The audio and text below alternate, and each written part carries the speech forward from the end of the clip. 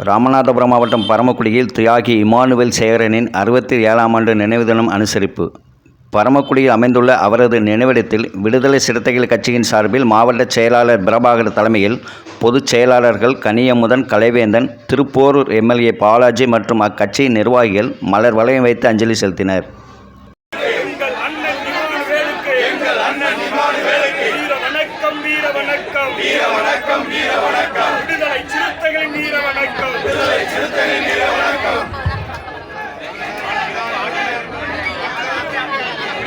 விடுதலை சிறுத்தைகள் கட்சியினுடைய கோரிக்கையை ஏற்று, எழுச்சி தமிழருடைய கோரிக்கையினை ஏற்று தியாகி இமானுவேல் சேகரன் அவர்களுக்கு மணிமண்டபம் கட்டுவதற்கான ஆணையை பிறப்பித்திருக்கக்கூடிய தமிழ்நாடு அரசுக்கும் மாண்புமிகு தமிழ்நாடு முதலமைச்சர் அண்ணன் தளபதி அவர்களுக்கும் நன்றியை தெரிவித்துக் கொள்கிறோம்.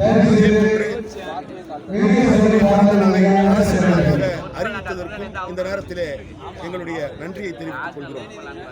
இதே நாளில் பரமக்குடி துப்பாக்கிச் சூட்டில் பலியான 7 தோழர்களுக்கும் விடுதலை சிறுத்தைகள் கட்சியின் சார்பில் எங்களுடைய வீர வணக்கத்தை செலுத்துகிறோம். சட்டக்களம் செய்திகளுக்காக பரமக்குடியிலிருந்து குயின் இப்ராஹிம் ஷா.